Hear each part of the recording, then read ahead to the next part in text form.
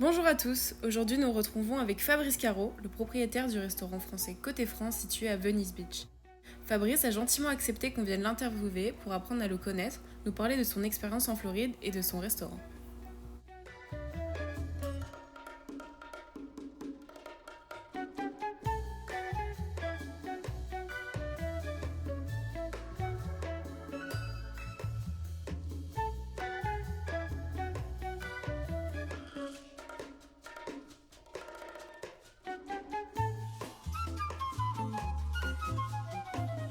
Donc, je m'appelle Fabrice Caro, j'ai 48 ans. Ça fait maintenant 4 ans que je suis installé aux États-Unis, mais un peu moins d'1 an que j'y vis vraiment tout le temps.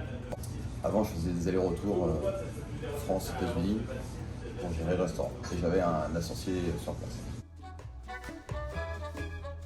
Et ben, ce que je fais, en fait, j'ai 2 restaurants en Floride. Un ici, côté France, et l'autre à côté de Cocoa Beach à Melbourne, qui s'appelle le French, anciennement Train Kitchen, mais on a changé le nom il y a peu de temps. Et donc moi je suis pas dans les restaurants tout le temps, j'ai des chefs de cuisine et des responsables de salle qui sont tout le temps dans les restaurants. Et moi en fait je gère les deux et je m'occupe de marketing, développement des restaurants. Je suis donc ouais, donc là en Floride. Le premier que j'ai acheté c'est il y a 4 ans pour Côté France, qui est donc à Venice Beach. Et le deuxième restaurant que j'ai acheté il y a 2 ans. Et comme je disais tout à l'heure, en fait je suis installé vraiment en Floride totalement depuis le mois d'août 2021. Alors les entreprises marchent très bien. On a eu une très grosse saison cette année. Ça a été plus dur les années d'avant parce que Covid comme un peu partout. Mais dans l'ensemble ça a été parce qu'en Floride on n'a pas été trop fermé. Donc voilà. Et donc cette année, année plutôt exceptionnelle. En espérant que ça dure comme ça les autres années. Avantage déjà fiscal, hein, comme voilà, parce que les impôts sont très bas, les taxes sont plutôt basses, même si tout a un peu augmenté encore là dans l'année, mais ça reste très intéressant d'être installé en Floride sans aucun doute.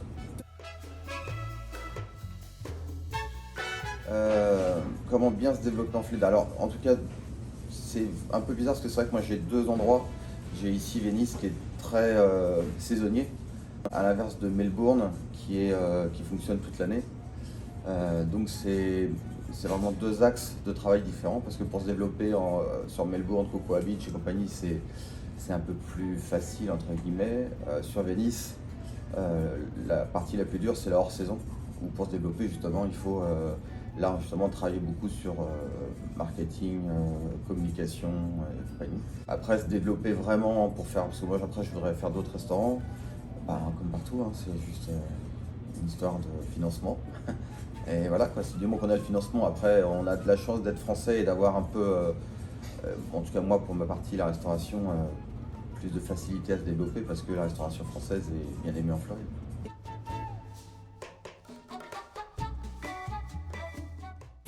S'installer en Floride, alors déjà bien se préparer, parce que beaucoup de gens en fait pensent que c'est simple. Donc oui, même si c'est simple, maintenant aujourd'hui déjà rien que par rapport au visa, moi j'ai un visa E2, il y a quelques années c'était 5 ans, aujourd'hui c'est 2 ans. Et 2 ans pour faire ses preuves et faire un bon chiffre d'affaires, pas se louper, parce que sinon c'est au bout de 2 ans, retour à la maison sans rien. Donc aujourd'hui il faut être sacrément prêt. Il faut une bonne trésor avant de commencer parce que beaucoup pensent peut-être qu'ils peuvent arriver en n'ayant pas grand-chose d'avance, mais c'est, je pense, bien plus important qu'en France encore, c'est d'avoir de l'avance parce qu'on n'a que 2 ans pour faire ce qu'il y a à faire. Donc 2 ans pour prouver à l'État américain que tu peux rester, voilà, faut être prêt, il faut avoir un sacré business plan et avoir un peu d'argent d'avance. Ouais.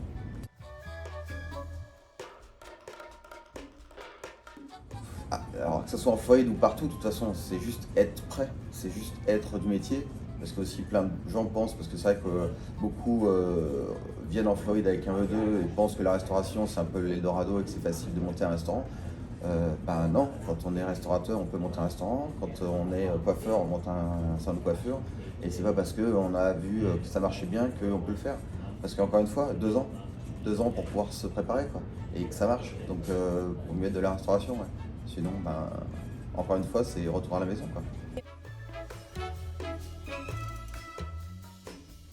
Voilà. La Chambre des commerces, elle aide en termes de, ben, je pense, social, en termes de développement, parce que ben, ils ont un gros réseau, donc ça nous permet, nous, de pouvoir se rapprocher d'autres entreprises, de connaître des Américains ou Français qui peuvent nous aider pour notre business. C'est du relationnel, en fait. Voilà, et ça, c'est super important. Quand on arrive dans un pays où on est étranger, parce qu'il ne faut pas oublier qu'on est des étrangers, voilà, et qu'on a en plus pour moi un visa non immigrant. Donc ben, il vaut mieux connaître un peu pas mal de monde pour pouvoir justement aider à se développer, aider à avancer, aider à faire avancer les autres aussi. Et voilà, tous se réunir, ce qui se fait peu quand même, parce qu'on reste français et que c'est un peu compliqué d'avoir ça. Et heureusement, ben, il y a des endroits comme la Chambre des commerces qui justement permettent de faire des réunions et se réunir et comprendre peut-être des choses qu'on ne pourrait pas comprendre tout seul, parce qu'on avance toujours mieux à plusieurs, quoi. Peut-être que je me préparais justement plus sur le rationnel un peu avant en amont. Parce que c'est vrai que quand on arrive, moi j'ai eu de la chance parce qu'ici ceux qui m'ont vendu le restaurant m'ont beaucoup accompagné. Et heureusement parce que j'ai entendu plusieurs qui quand ils ne sont pas accompagnés, encore une fois tu perds un an, quoi. Le temps de tout comprendre. Parce que les États-Unis c'est pas la France. Ou pour d'autres pays c'est pas leur pays, quoi. C'est encore autre chose. Ça marche différemment. C'est plus simple pour certaines choses, mais c'est bien plus compliqué pour d'autres. Et puis, faut pas oublier la langue aussi, quoi. Moi, quand je suis arrivé, j'étais pas bilingue, donc il y a des choses que tu comprends pas comme il faut. Donc, c'est vrai qu'on a la chance ici en Floride de se faire souvent accompagner par des avocats qui sont francophones, des comptables qui sont francophones, donc ça aide. Et ça, faut pas l'oublier aussi que t'es français, rapproche-toi des Français au début, c'est quand même plus simple. Même si après, il faut pas oublier que, encore une fois, tu vis aux États-Unis, donc il faut vivre avec les Américains et comprendre aussi leur système, parce que en fait c'est ça, c'est se préparer surtout sur la vie américaine qui n'est pas la vie française. Et encore plus la Floride, qui n'est pas la vie américaine non plus pour partout. Donc c'est ça, c'est juste encore une fois, comme toutes les entreprises, comme tout projet, c'est bien se préparer avant, en fait, c'est tout. C'est ça.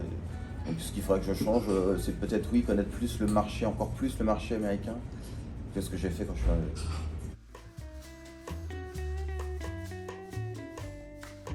Pas du tout.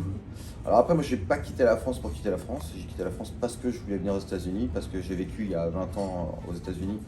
Après, je suis revenu en France et je voulais y retourner parce que personnellement, je me sens plus dans mon élément aux États-Unis et en Floride, c'est pas très, voilà, c'est pas désagréable, quoi. Il fait beau, les gens sont plutôt très accueillants et le business, oui, est quand même plus simple qu'en France.